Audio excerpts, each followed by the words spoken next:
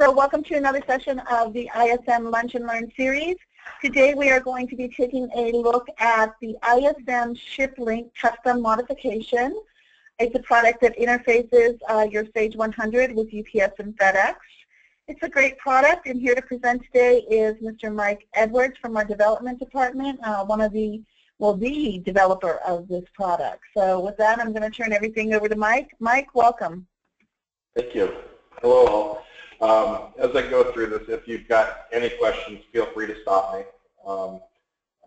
There's no script in front of me that I've got to get through exactly or in a certain amount of time. So if you've got questions or ideas, things like that, feel free to stop me.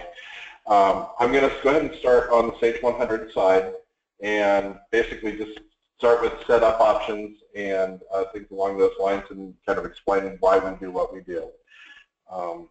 Underneath the sales order menu, we've actually added an ISM shipping link setup menu here. And most of the options are contained right here within the setup options screen.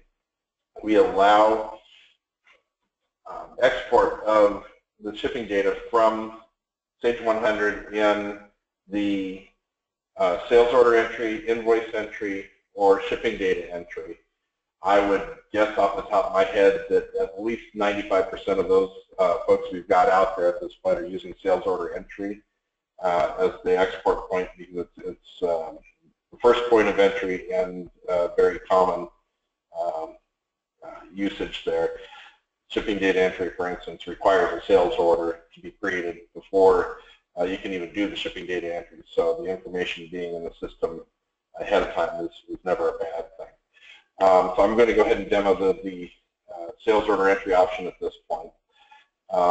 We've got a couple of options here. The signature required flag is just a flag that we pass over to WorldShip so that if you need signature required on your packages, that flag will be set.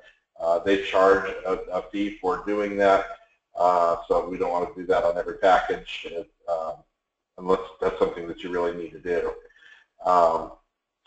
The other couple of options here are the auto-capture freight and auto-populate the standard tracking file. And basically what those options do is, as the invoice is being created, any tracking information that's coming back from WorldShip,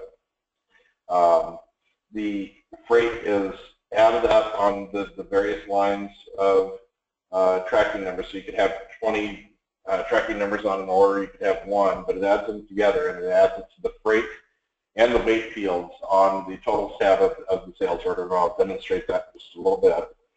And the auto-populate standard tracking file, we have our own tracking file that holds everything: the order number, the weight, freight, when it was captured, to the order, all kinds of different stuff we can track out of our screen. The reason we added this particular option is that without any extra modification to a crystal form, we use the stock Sage invoice form to print.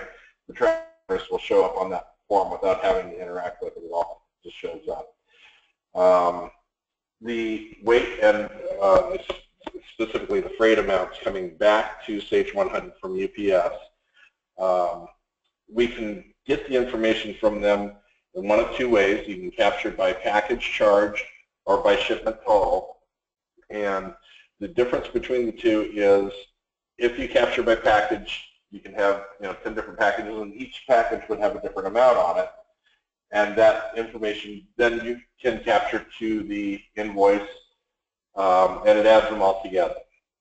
The problem with the package charge is that if you have any extra surcharges, a fuel surcharge, or even the signature required fee, things that you might want to include coming back into Sage 100 do not get sent over by a package. It only comes back by shipment total. So if you had, again, 10 tracking numbers coming back from WorldShip with the shipment total flag set, the same amount would show on all 10 lines. It may add up to $80, including all of those surcharges and everything else get balled up into that one amount, so that it comes back and you get everything back. And then there's a flag to clear the previous freight if you've got you know, $10 that you put on every order, and you want that to be added into the freight no matter what comes back from UPS. If you don't have that checked, as we bring whatever amount in, that $80, it'll see the original $10 there, and it will add the 80 to it, and you'll end up with $90.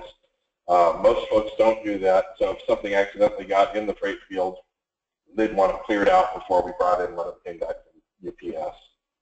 And then we've this is just as far as setups are concerned. We had a security issue at a client with being able to write to a CSV file, so we added an OWC option here. But I believe there's only one person even using the OWC option at this point.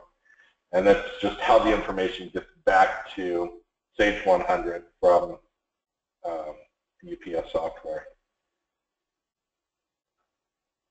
As far as setups are concerned, basically the last thing on the Sage 100 side is the notifications. WorldShip has part of their software known as the Quantum View Notify, and so we allow for sending of none or two different email accounts from Sage 100 to send over. So as things are being shipped, they send emails out, or there's a couple other options over there, and I'll show you those when we get to the WorldShip side. They can be mapped there as well. But basically the point is you can pull the email address from the sales order, from the customer master file, or from the primary contact associated with that customer, and send those over to WorldShip. That's the purpose of this. The rest of the menu options here have more to do with setups than anything else. The auto capture freight report invoice option is part of that auto capture we just talked about, except if you're using the invoice export option, this would get run to bring in the tracking numbers to the standard tracking file and the freight to the invoices. And the reason that is written as a standalone menu option is there's no trigger that we can automatically attach to every time to make sure that those amounts and values get back in without manual interaction. So I'll show you how that works on the sales order side in just a bit. That is set up on the Sage 100 side. I'll show you a few other things as we get into it, but any questions as far as setup is concerned, options and things like that? I'll take that as a no for the time being. The WorldShip side, basically I've already pre-built these. You don't want to watch paint dry and have me set these up for you, so I'm just going to show you what we've already done. We've got an import and an export from the WorldShip software, and this is how we interact and then get the data back and forth. And this is the import side, so this is the information we're pulling from Sage 100 into WorldShip. And we compile everything down into this one table from many different places so that there's a single point of entry for WorldShip. You see all the fields we pass here: order number, customer number, ship to address information, ship fee is how it's being shipped, those notify fields that we talked about. There's third-party information, COD information, all kinds of different stuff. And I'll show you the third-party in the demo portion here in just a moment. But that is the information that we send over stock. If you happen to have fields in UDS or other fields that we don't include in the export that you need, they can be added to this through a custom enhancement. We've pretty well got most of them covered at this point in time. The standard ones that people were asking for that were not in, we've added.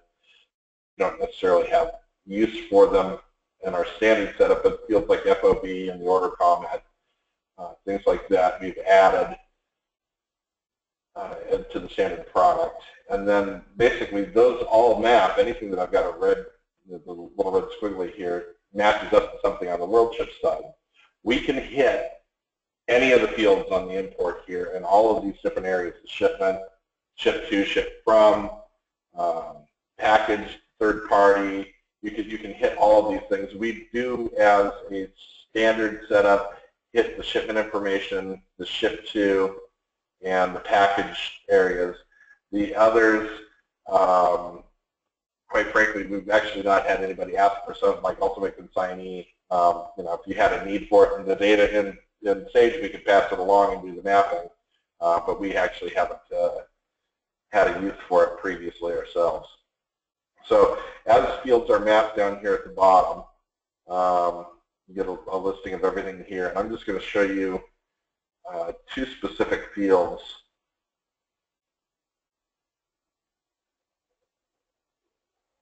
And actually, I'll show you this one. I have sent over the company code from Sage 100, so whatever company you happen to be processing on, and I've mapped it to the profile name for the shipment information. And so on the mass side and Sage 100 side, I'm currently using the ABC company, and I've got a profile on the UPS side named ISM. Well, you don't have a one-to-one correlation between that, so there's a way to cross-reference map it. And basically, I've just put in that our external value is ABC, and the world ship field is ISM. We do this with terms, COD type stuff, terms codes on the Sage 100 to COD options. On world ship side, we do it with country codes. USA translates to US, CAN, Canada translates to CA. A few other service types, the ship via codes in Sage 100. You can call them anything you'd like on the Sage 100 side, free-form entry, and on the world ship side, they're looking for a specific value. So I've mapped UPS red on the Sage 100 side to next day air on the world ship side, and I'll show you how that all works here in just a second. The export is pretty cut and dry. There's not much flexibility in this at all, because we're looking specifically for specific columns to have specific values in them on the way back out. As far as the import map is concerned, if you wanted to take the whatever values in the FOB field and put that into the customer name field, it's just a mapping option, and you can put it wherever you'd like. The only real requirement that we're looking for is wherever we import the sales order number to. In this case, we put it on package reference 1. As long as we get that back out in the first field of the export, then we're good. If you needed it to be in reference 3 and because you need reference 1 for something else, we can certainly accommodate that. Just a slight tweak of the map here. That is the mapping. I'm going to go ahead and create 3 sales orders for us real quick. Very basic sales orders. We go with orders 182, 183, and 184. The first one here is just going to be a very vanilla order. The sales order, we'll put it in as a ground order, so it'll ship ground.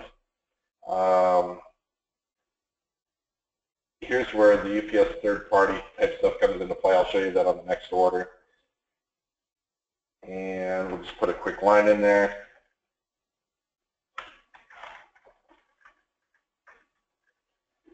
Make sure that you get the terms code. Okay, so that's just a very simple generic order, 182.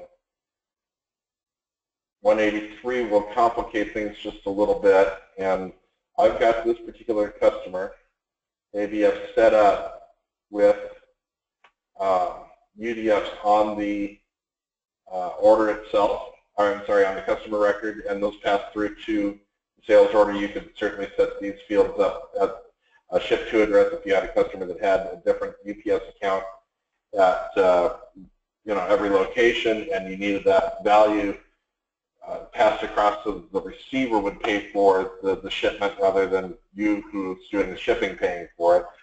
This is how you would get that information there. So this one is set up for third-party billing and recipient billing. And again, I'm just going to quick create a line on this guy. And the last order,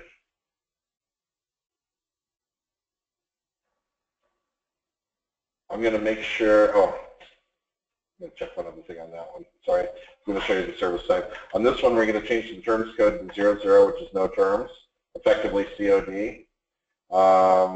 I'm going to put my ship via in as, we'll do this one as blue, so second day air. And because we're doing COD, I'm going to put in an $84 item.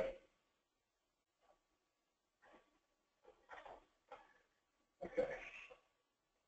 And I want to look back at this order real quick. Okay, so this was set up to red, so this should show up as next day air.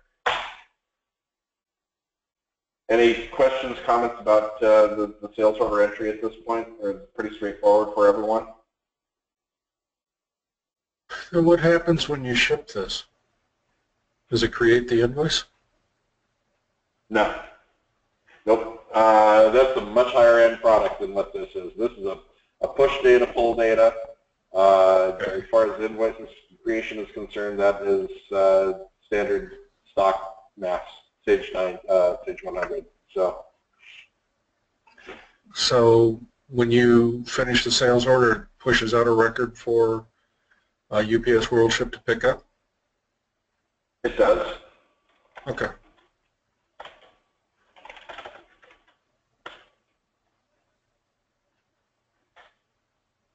Actually, I write, this is good to know as well. Can you show us the creation of the order and where the tracking information is stored? Yep, we're going to get to that point. We actually haven't shipped them yet, but I will show you exactly where that goes to. The question, or the original question was, when the order is created, does it create a record for UPS to pick up? And that's exactly what happens in this table here, which is the one that we just did all the mappings off of on the import map. The records are all written out with and without leading zeros. So there's a one with the 4 leading zeros for 103 here, and there's also another one that's just 103. So if you got somebody typing in rather than scanning order numbers out in a warehouse, they don't need to go zeros, count their zeros and all that kind of stuff. They just put in 103. The 3 that we just put in were 182, 183, and 184. Okay, so here's everything that was there. You can see 183 is the one that we did that had the third-party billing. So that's got more information filled out in it. And 184. Okay. So we're going to just go ahead and do the keyed import over here. We'll just do them in order here. 182. And this was the standard vanilla one, so it just basically came through. It's going to leave it bill, transportation to shipper. It was ground. Remember when I passed the company code through and enforced the profile? Actually, I want to back up and show you that closely here. The WorldShip software does not default their profiles. When you turn the machine on, it defaults to UPS no matter what you had on had selected the last time you were on here. If you wanted to use ISM, you'd have to manually select it. So that's why I chose to map it, because I wanted to make sure that the correct profile was getting hit every time. And if you had a second company XYZ that was shipping, maybe you've got a different shipper profile that you want to be using for a different company. That's what that cross-reference mapping allows for, is to make sure that the information is getting in the correct way, and the warehouse person doesn't need to pay attention to what company code it's coming from. It's just going to get there. So I'm going to leave that at UPS. I'm going to go ahead and pull up our 182 again. And you can see it pushed the profile there. And we really didn't have much here. It did have the quantum view notify, and you can see the recipients. This one had only one of them, so whatever we had set up as the second notification option, there was no email address there, so it turned it off for us. This is just mapping. And I set it up just for a shipment notification, but you can certainly use that same flag to map to the exception and delivery options, should you choose to do that. So those will generate emails based on just mapping at that point in time. So this one's pretty vanilla. I'm going to do a 1 pound package, maybe one. Okay, and then this one's pretty vanilla. I'm going to go ahead and put in a 2 pound. And I'm going to say there were 5 of them just for the heck of it, and add 5 packages. So I've got a total of 6 packages, 11 pounds. 55.93 was my total. So if we go process that shipment, I don't have a label printer, so I'm going to skip that part. This part right there, I don't know if you could see that box flash, but that was the actual export. And we can go into sales order entry and see it, or I'm going to just pull out a create an invoice for that one. Does the same thing essentially. So we're going to pull up 182, and we got a couple of things here. One, the first thing is that it just brought in our 11 pounds and our 55.93. It also populated the standard tracking file with the tracking numbers because we had those options set. And then this is our file, and it basically keeps track of everything. You can manually capture anything. If you wanted to override what was in there, now I did shipment total, so they're all showing the 55.93 on here anyway. But if you were shipping by package and you only wanted to capture 2 of the 4 packages, you highlight 2, click capture, and that's what would be shoved into the total screen. You can track an individual line here, and it goes out to iShip. These obviously haven't gone anywhere, so there's no detail coming up, but it does shove the information out to iShip, pops up their web page, and shows you all the tracking associated with that. And that is our vanilla order.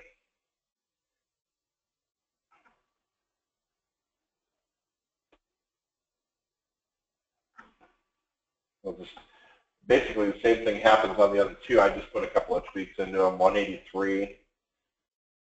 This is the one that we set to build a receiver just by those UDFs and it passed the UPS account number and then flagged the market receiver. Again, still does the quantum view, notify, does all that stuff. This one actually had an email in the second place that we were looking at, so it did put it here, even though it was duplicated.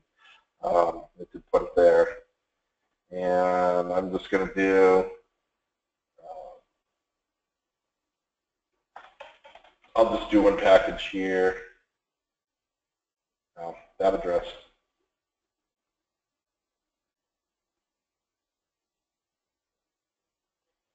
Demo data. Okay, and then the last one we did was 184. And the difference we did on this was UPS Blue, so you can see it changed it to second day air. It was still set to shipper, but we told it that it was terms code 00, which is COD, set the flag, put the amount across. And it sets all that stuff up. And we'll do this one for 4 pounds. Then we'll process that shipment. Okay. So if I make invoices out of those last 2, and if I'm going too fast or you have questions, please stop me.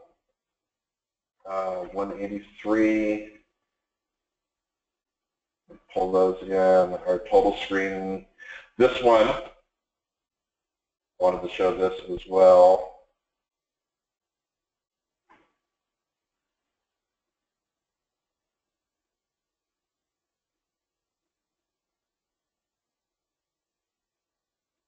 Actually, I want to look at that real quick.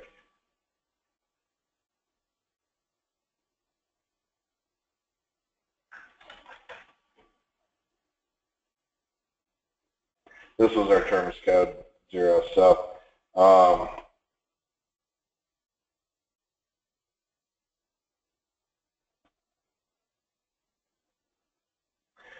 must have changed something in the mapping.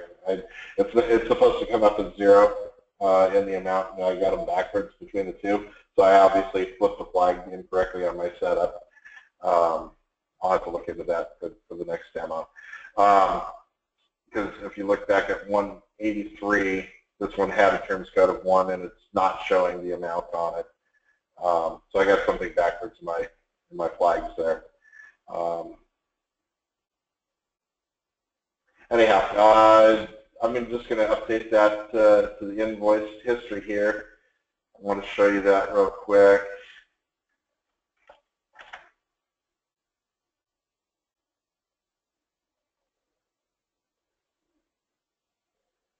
And we don't need copies of any of this. We don't do any modifications to the sales journal update or anything along those lines. It's just once it gets here, we can go inquiries, invoice history inquiry. The last one I did down there was, it was order 182. Okay. So all of our tracking information follows through here. They're all here, and that one was the vanilla one, so that was not there. So that was updating the history. Everything follows through. You can look in sales order quote history and still see this. We hold all the information here. So it's all available all the way through.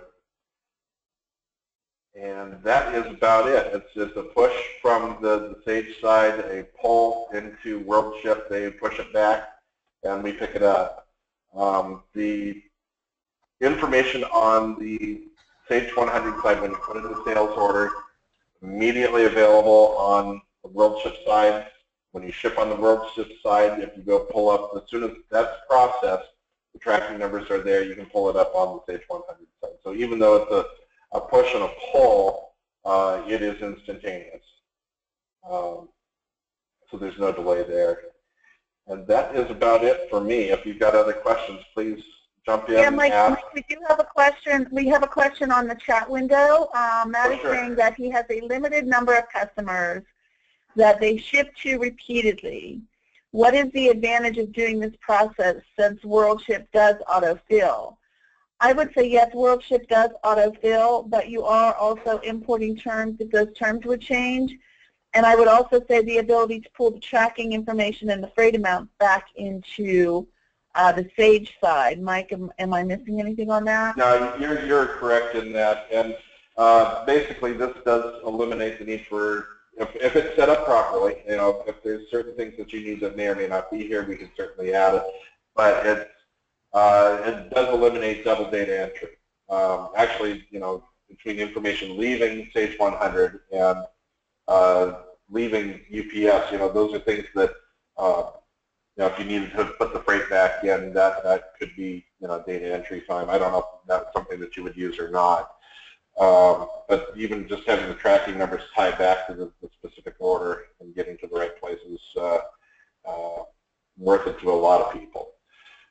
So I don't know if that answered your question or not, but basically it's not costing you anything extra as far as time is concerned, because it does happen all behind the scenes. You put in order 182, the information's there. So also, too, I believe that you can scan that order as well, right, with the standard UPS scanning stuff. Yes. Yep, absolutely. So. Okay. And Matt is saying yes, that did answer his question. Thank you. Sure. Okay. Anything else? I think that's it. Mike, I want to thank you for a wonderful presentation. Matt, I want to thank you for attending, Matt and Bob. Matt, if you do have any questions, you can always email me at am for account manager, am@goism.com. Matt, I hope to see you tomorrow at the Sage CRM. You are our only attendee, so that's going to be a nice little one-on-one demo for you. If you can't make it, please let me know. And for everyone, please have a great day and keep an eye out for our May webinars that should be coming out by the end of the month. Thanks, everyone. Appreciate your time. Thank you.